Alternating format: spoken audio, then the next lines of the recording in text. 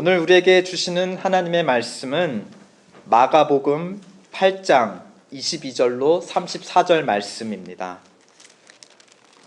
벳세다의 이름에 사람들이 소경 하나를 데리고 예수께 나와 손 대시기를 구하거늘 예수께서 소경의 손을 붙드시고 마을 바깥으로 데리고 나가사 눈에 침을 뱉으시며 그에게 안수하시고 무엇이 보이느냐 물으시니 우러러보며 가로되 사람들이 보이나이다. 나무 같은 것들에 걸어가는 것을 보나이다 하거늘 이에 그 눈에 다시 안수하심에 저가 주목하여 보더니 나아서 만물을 밝히 보는지라.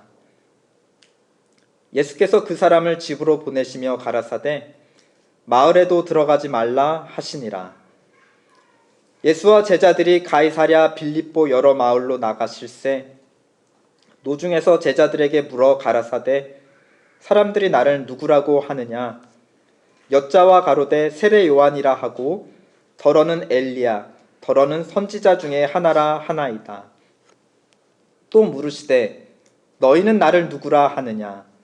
베드로가 대답하여 가로되 주는 그리스도이시니이다 하매 이에 자기의 일을 아무에게도 말하지 말라 경계하시고 인자가 많은 고난을 받고 장로들과 대제사장들과 서기관들에게 버림받아 죽임을 당하고 사흘 만에 살아나야 할 것을 비로소 저희에게 가르치시되 드러내놓고 이 말씀을 하시니 베드로가 예수를 붙들고 가나매 예수께서 돌이키사 제자들을 보시며 베드로를 꾸짖어 가라사대 사단아 내 뒤로 물러가라.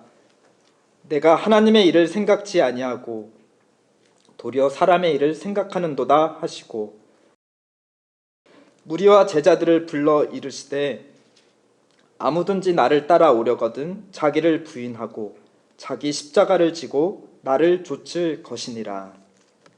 아멘. 예수님은 주로 북쪽 갈릴리 지역에서 활동을 하셨습니다.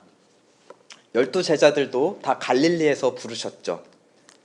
그리고 갈릴리 호수를 왔다 갔다 하시면서 많은 기적을 일으키셨습니다.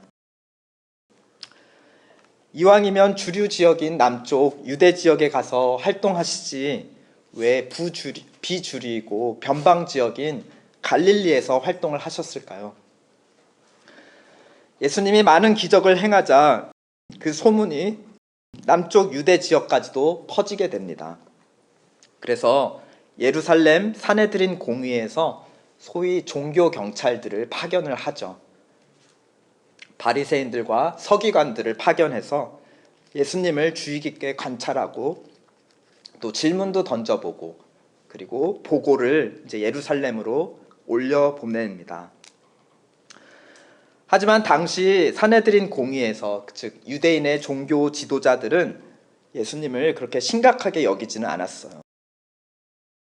왜냐하면 그들에게는 갈릴리에서는 진짜 선지자가 날 수 없다라고 하는 그러니까 그만큼 갈릴리는 거룩하지 않은 더러운 지역이기 때문에 거기서는 메시아가 날 수 없다는 그 믿음이 있었습니다.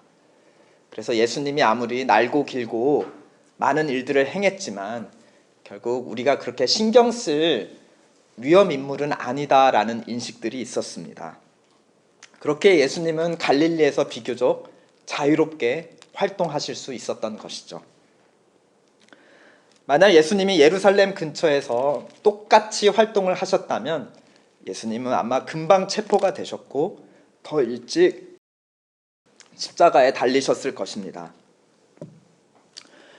근데 좀 죄송한 말이지만 예수님한테는 너무 죄송한 얘기지만 좀 빨리 십자가에 달리시던지 아니면 좀 늦게 달리시던지 어쨌든 우리는 예수님 피로 다 구원을 받을 텐데 왜 변방 갈릴리에서 시간을 버시면서 기적을 베푸시면서 활동을 하셨을까? 좀 더 남쪽 예루살렘에서 그렇게 하셨다면 종교 지도자들도 더 많이 예수님을 믿고 회심할 수 있지 않았을까?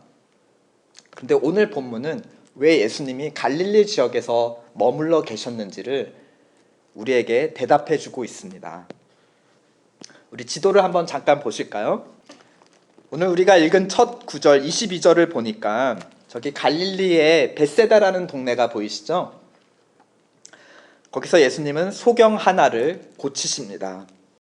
그리고 27절에 보니까 그 위쪽 동네 가이사랴 빌립보라고 하는 위쪽 동네를 가셨어요. 가이사랴 빌립보로 가시는 길에 예수님이 제자들에게 물어보십니다. 사람들이 나를 누구라고 하느냐? 마가복음 3장에 의하면 예루살렘에서 파견되었던 종교 경찰들은 예수님더러 뭐라고 했냐면 당신은 귀신 들린 게 분명하다. 그러니까 귀신들을 명령해서 쫓아낼 수 있었던 거 아니냐. 그러니까 남쪽 종교 지도자들은 예수님을 귀신 들린 자라고 보았습니다. 또 예수님의 가족은 예수님이 미쳤다면서 잡으러 왔었죠. 그 가족들에게 예수님은 미친 사람이었습니다. 그러면 북쪽 갈릴리 사람들은 예수님에 대해서 누구라고 평가했을까요? 오늘 28절에 제자들이 대신 대답해 줍니다. 다 함께 읽어보실까요? 시작. 여자와 가로되 엘리야 더러는 선지자 중에 하나라 하나이다. 그래도 적어도 갈릴리 사람들은 예수님을 선지자 중에 하나라고 높게 평가를 해 주었습니다. 워낙 예수님한테 받은 것이 많았으니까요. 그러자 예수님께서 29절에 제자들을 향해서 또다시 물으십니다. 그러면 너희 나를 따르는 제자들아, 너희는 나를 누구라고 하느냐? 여러분 이번에는 또 제자가 되어서 한번 대답해 보십시오. 29절 시작. 또 물으시되 너희는 나를 누구라 하느냐? 베드로가 대답하여 가로되 주는 그리스도이시니이다 하매. 그래도 동고동락하면서 제자들을 키운 보람이 있다고 해야 될까요? 어떤 이들은 예수를 미친 사람이다. 또 어떤 이들은 귀신 들린 자다. 또 어떤 이들은 선지자 중에 하나라 하였지만 그래도 예수님이 가장 공을 들이셨던 제자들은 예수님을 그리스도라고 고백을 하고 있습니다.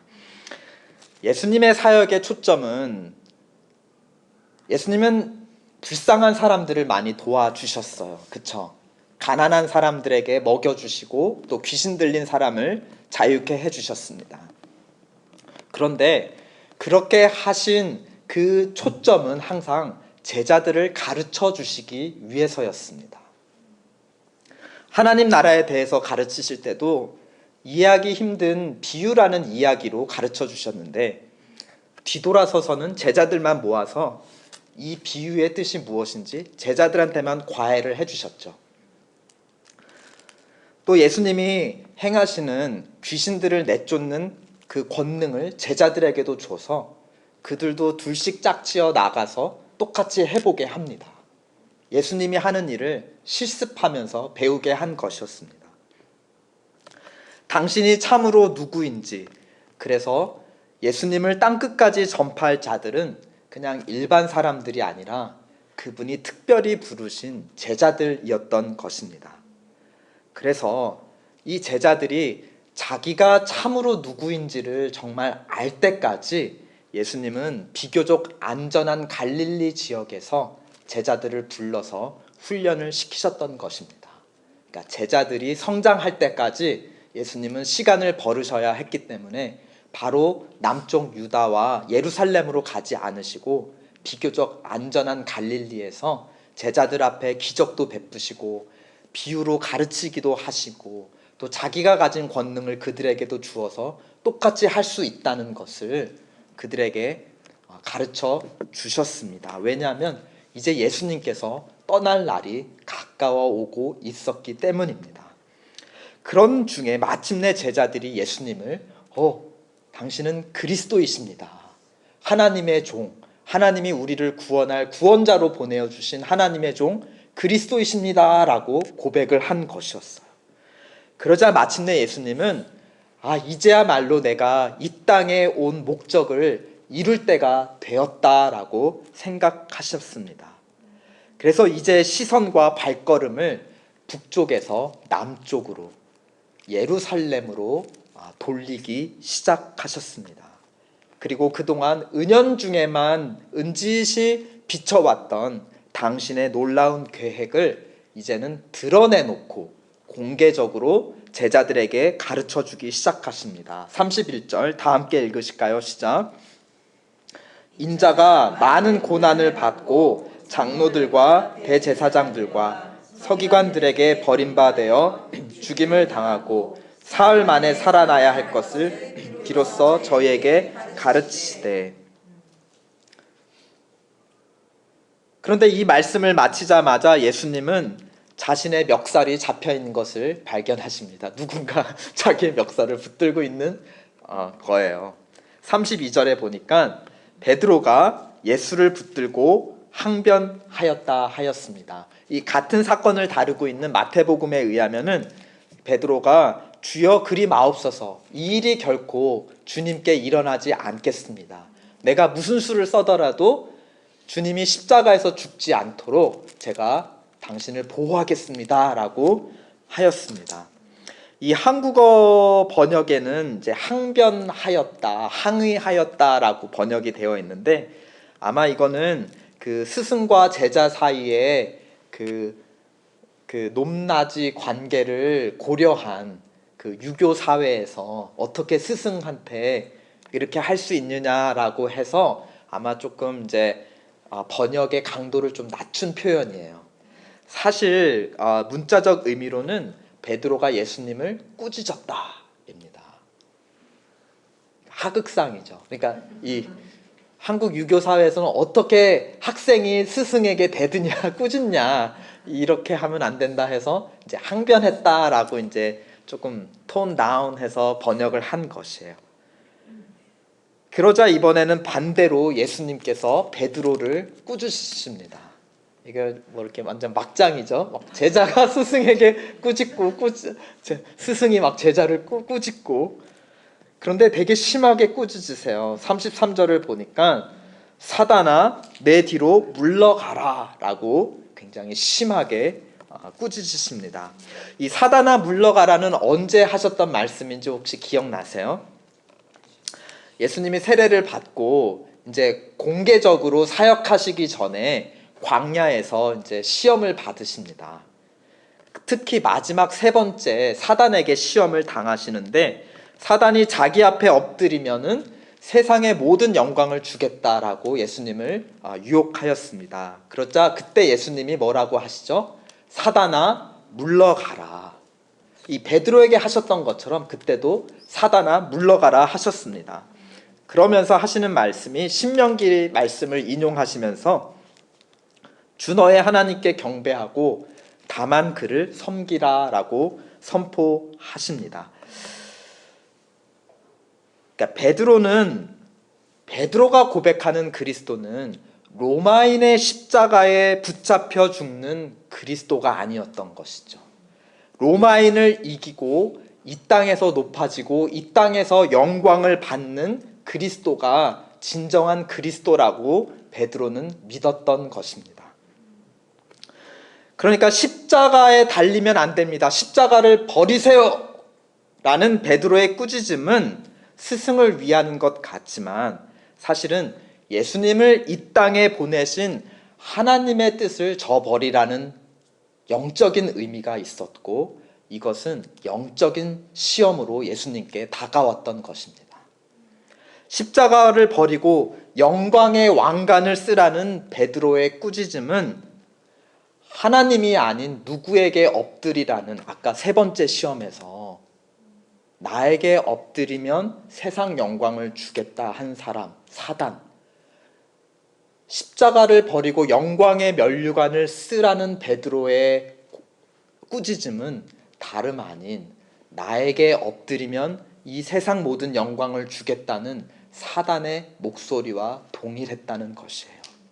이것은 단순한 베드로의 항변이 아니라 사단의 영적 시험이었습니다. 그러자 예수께서 사단아 물러가라 하신 것이었습니다. 예수님이 기적을 베푸실 때마다 특별히 오병이어를 통해서 배고픔을 해결해 주시자 사람들의 반응이 어땠습니까? 그를 잡아다 임금 삼으려 하였다. 이 세상의 높은 영광의 왕으로 삼으려 하였다. 그때마다 예수님은 도망치시고 피해 다니셨다는 것입니다.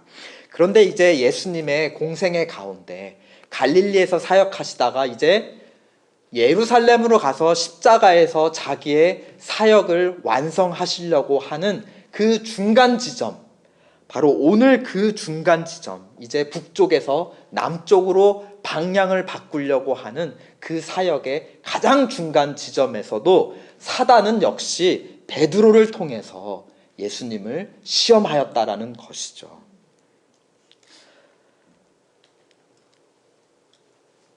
이 사건 앞서서, 그러니까 사단의 시험은 예수님이 공생애를 시작하기 전에 광야에서만 있었던 것이 아니에요. 예수님이 십자가에 달리기 마지막 겟세마네 동산에서도 사단은 유혹하였고, 그 중간이 되는 오늘 가이사랴 빌립보에서도 사단은 제자들, 예수님에게 가까운 제자들을 통해서 여전히 예수님을 시험하고 있었다. 제자들만 예수를 따라다닌 것이 아니라 사단도 계속 예수님을 따라다니며 시험하였다. 이 사건 바로 앞서서 우리가 22절부터 읽은 또 26절까지 읽은 곳에 벳세다라는 곳이 나오고 예수님이 거기서 눈이 보이지 않는 사람을 고쳐 주십니다. 근데 이 사건을 우리가 잠깐 보면은 예수님이 다른 사람들을 고쳐 주실 때하고 조금 다른 것들이 좀 보여요. 뭐냐, 23절에 보니까 어떻게 하셨죠? 눈에 침을 뱉으시고 안수하십니다. 보통 예수님은 그냥 말씀만으로도 온전하게 고쳐주셨는데 이번에는 뭐 이렇게 좀 뭔가 물질을 사용하세요. 뭔가 해가지고 눈에다 이렇게 뱉어가지고 안수하십니다. 또 24절을 보니까 근데 단 한 번에 낫지를 않았어요. 24절을 보니까 이 사람이 희미하게만 보이게 되어서 사람들을 보는데 꼭 나무 같은 것들이 이제 보이기 시작하는 겁니다. 제가 이제 안경을 쓰고 있는데 이 안경을 벗으면 이제 여러분들이 다 이렇게 나무 같아 보이는 거예요. 그러니까 이런 상태입니다. 그러자 25절에 예수님이 다시 안수를 하자 그제서야 밝히 볼 수 있게 되었다 하였습니다. 이쯤에서 우리는 좀 생각해 보는 게 예수님의 좀 능력 발이 좀 떨어지셨나? 그래서 예전에 안 쓰시던 막 침까지 써 가시고 또 한 번에 안 되니까 막 두 번에 고치시고 이제 예수님도 좀 피곤해지신 건가? 또 이런 궁금증도 생기기 시작합니다. 근데 사실 이 소경의 모습이야말로 예수님을 따라다니던 제자들의 모습인 것을 우리는 이 지도를 통해서 좀 더 알 수 있게 될 것 같습니다. 이 제자들은 예수님과 다른 사람보다는 더 가까이 지내면서 그래도 믿음의 눈이 조금 열렸어요. 그러니까 다른 사람들은 예수가 미친 사람이다, 또 아니다, 그래도 선지자 중에 하나다 할 때 제자들은 적어도 예수님은 그리스도시다 라고 고백할 수 있었어요. 근데 하나님이 보내신 그 참 그리스도가 아니라 자기들이 생각하는 희미한 이해를 가진 자기들의 기대를 통해서 바라본 희미한 그리스도였던 거죠. 마치 이 소경이 첫 번째 안수를 받았을 때 사람은 보이긴 보이는데 나무처럼 희미하게 보이는 것과 같이 이 제자들도 예수님이 그리스도인 것은 알겠는데 정확히가 아니라 희미하게 알게 되었다라는 것이죠.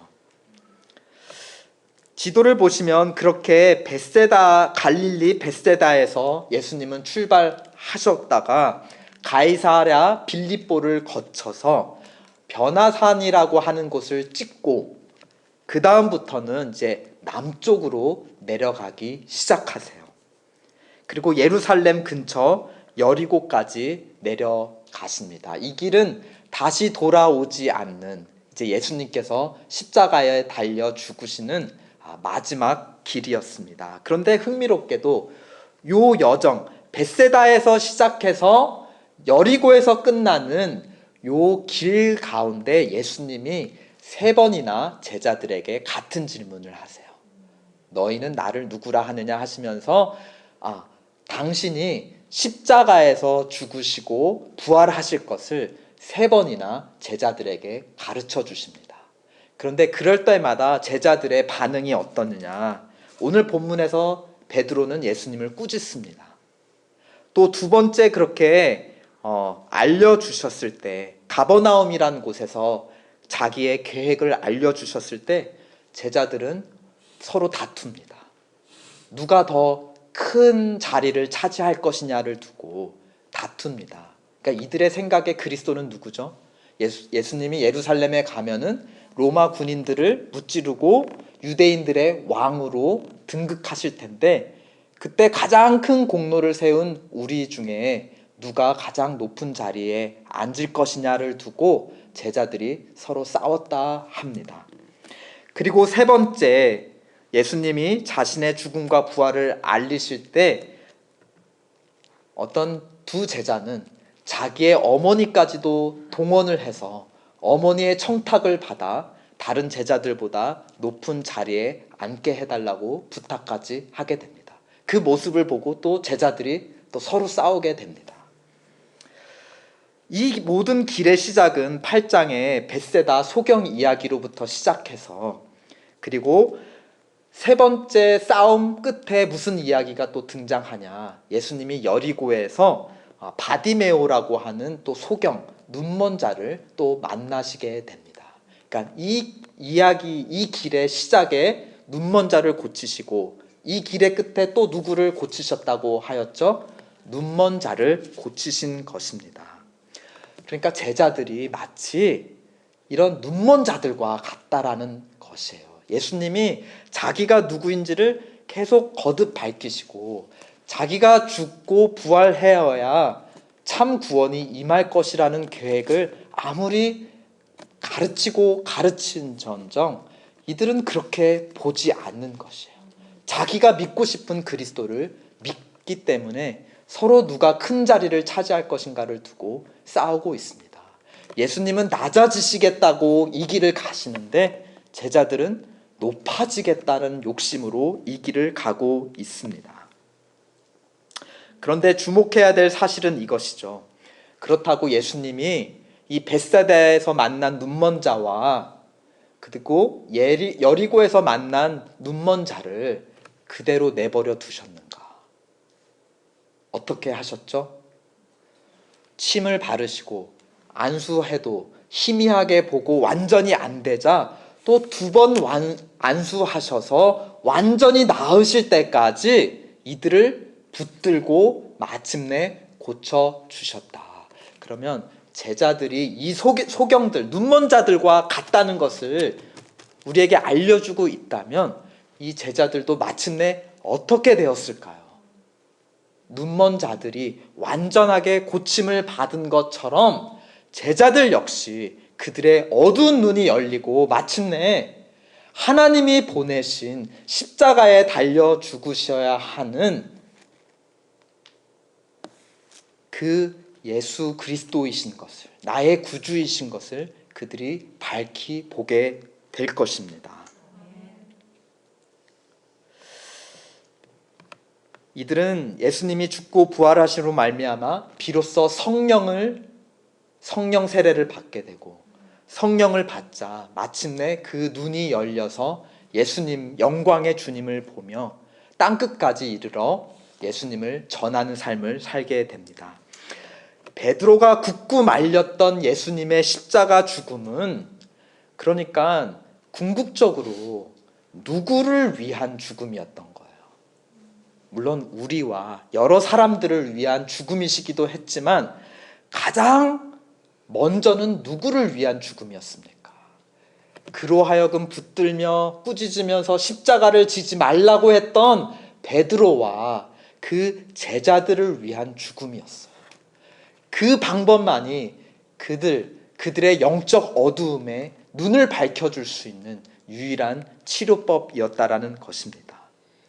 베드로와 제자들을 온전케 하시기 위해서 예수님은 그냥 침 정도, 자기 입술에서 나오는 침 정도를 바르신 것이 아니라 십자가 위에서 자기 몸으로부터 물과 피를 다 쏟으셔서 그로 말미암아 그들의 어두움을 고쳐주셨다라는 것입니다.